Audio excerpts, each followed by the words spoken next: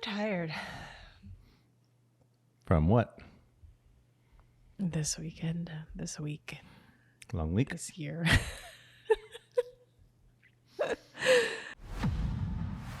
So the big question is this. How are leaders like you that recognize people and technology are the backbone of the company they're building continue to make progress when they have no clear idea on how to develop individuals and utilize technology in a way that helps them remain profitable?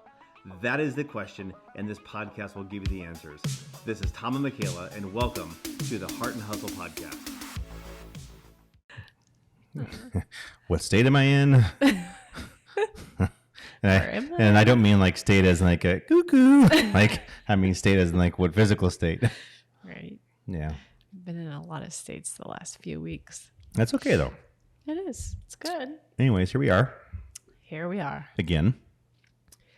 I still think we have to change up the background. Most successful podcasts, they have like seasons, and they have episodes in those seasons, you know, kind of like the shows you watch, like Blacklist or Manifest or anything else. No, not us. Episode number like 62, season 1. Well, we haven't really found our voice yet. Yeah, so. It's like, who cares about the season? Just, we're here. Didn't Podcast and the Ghostbusters find his voice in like episode 6 or something like that? No, it was up there. I think it was. That was so funny. Yeah. That made me laugh so hard just because I thought of us. It did. Yeah, I'm not sure what season it was. I think it was like probably season like 52 or something. He found his voice. Oh. So what's your podcast about? Mostly mysteries and the unknown, conspiracy theories, the occasional restaurant review. Well, maybe I could check it out sometime. Really? Yeah.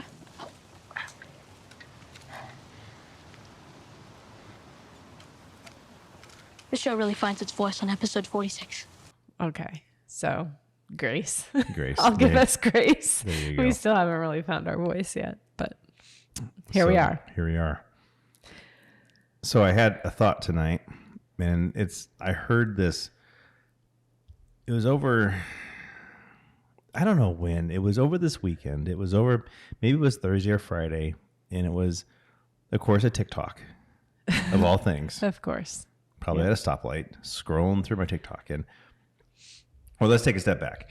My feed, as of the past probably 4 weeks, 6 weeks, maybe longer, is nothing but AI, chat, GPT, Yeah. and all these different AI engines, all these different websites. And I have bookmarked, favorited, liked, heart, probably a dozen and a half that I really like, that are things I want to go back to and look at these websites that actually list all the best AI engines out there. And then you can take, you know, the AI from one thing, layer it onto another thing, take that and then actually do a voiceover or something with some other AI, artificial intelligence. And then all of a sudden you make an extra $10,000 a month. Okay. Stupid. I'm going to sneeze. Okay, go for it. It's just stuck. Oh. Okay. Allergies. I'm not going to do it. Okay. Springtime. So we mowed this weekend. It's just anyways. not good. Sorry. McKenna, 5 minutes later. 5 minutes later. Sorry. Anyways, so it got into all this AI stuff. And then what's even more puzzling is as you're scrolling through every so often, you'll see that, you know, the typical Joe Rogan thing, you know, Elon with his thing or whatever. But I'm at the point now where I don't know what's real. And I'm really good about picking out what's real. And you can kind of get the context of some things.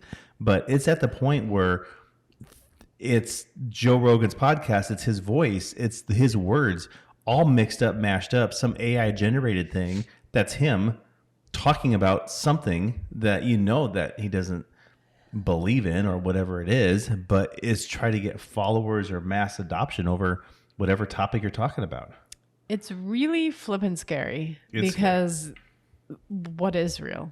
I mean, between all the deep fakes and all the AI going on, like, you just don't know what's real anymore. And the fact that Elon Musk is petitioning to the government to please stop this. Like, we're making a mistake. Please stop production of this. That was from that thing this weekend, but is it true or not? I think it is. I mean, you have to go look at like his jet and his flight thing or whatever, but this guy came on and said, listen, the government is doing so much of AI work and so much of it that it's so far under wraps that they're trying to embed this technology in consumer devices that we have, from phones to computers to whatever it is, because it's all about tracking and holding down everything else. And this isn't like, conspiracy theory stuff. It was legit. And the podcast was that he flew to Washington, D.C. to plead with these individuals to stop doing this, because it's just infiltrating our worlds.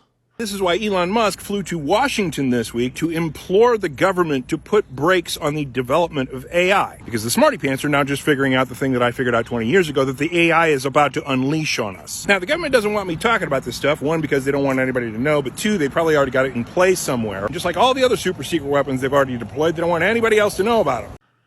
So it's pretty scary. So, and we'll link up that podcast here. Not podcast, I'm sorry, but that TikTok, I guess. The guy is actually pretty cool. I watched him for quite some time, just his little clips, and he's a legit dude, but it's just scary.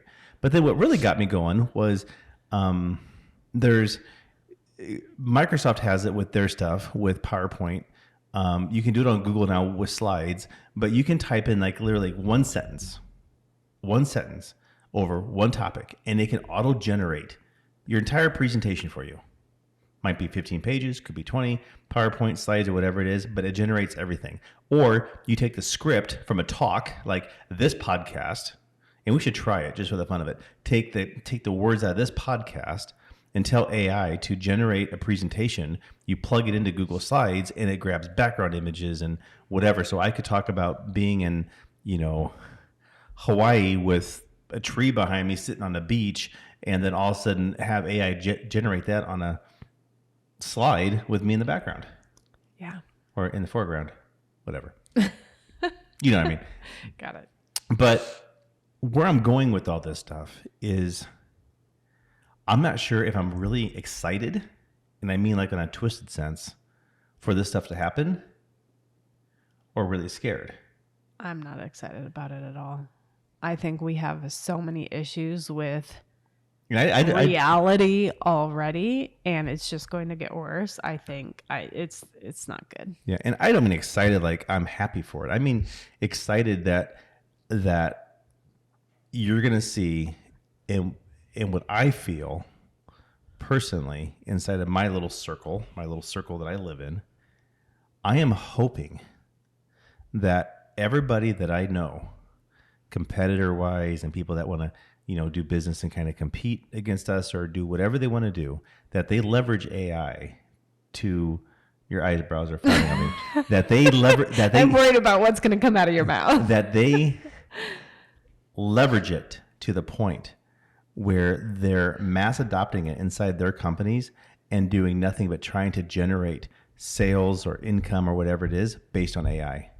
And that's going to be to your advantage. Yes. How? Why do you think? Well, I know, but let's talk about that.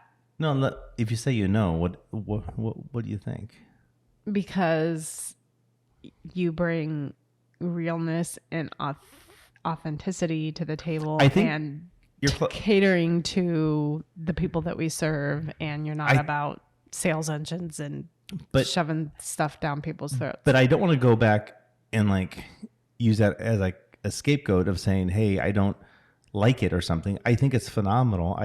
I've used it. I've partaken. Yes, I have spent, I think, a considerable amount of time using these tools. But there's one thing it doesn't have, and that's soul.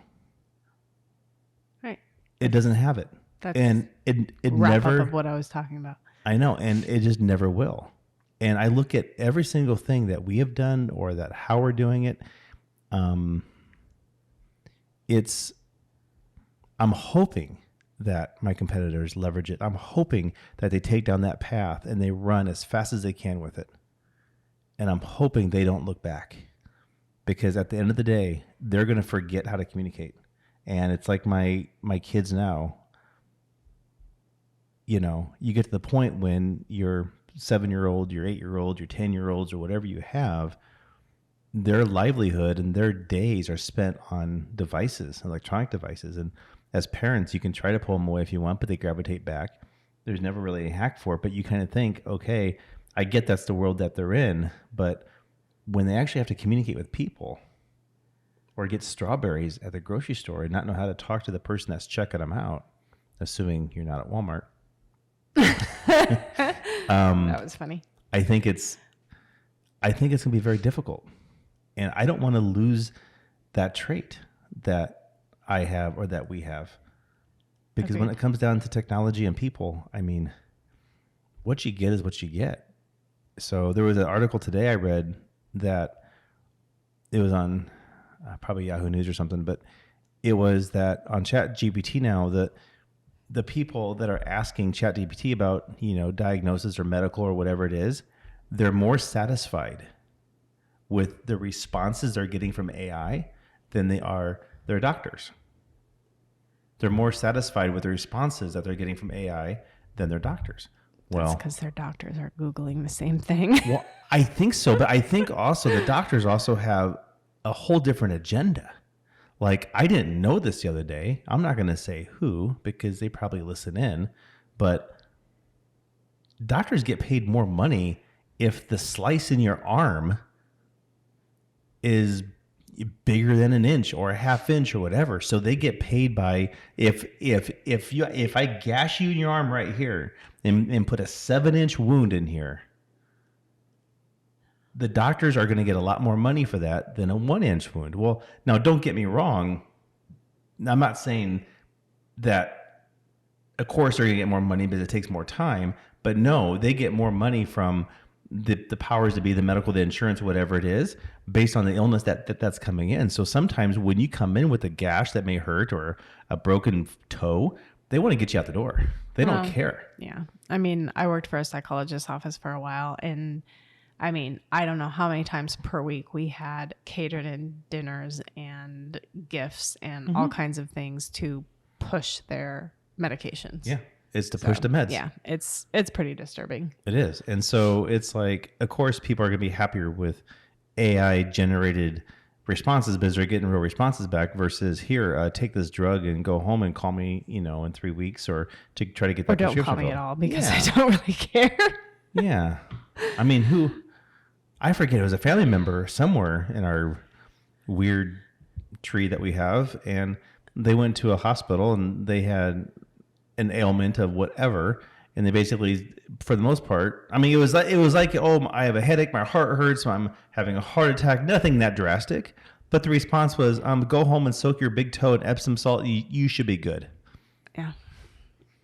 I mean, that was literally the difference in the response in a rural hospital. Yeah.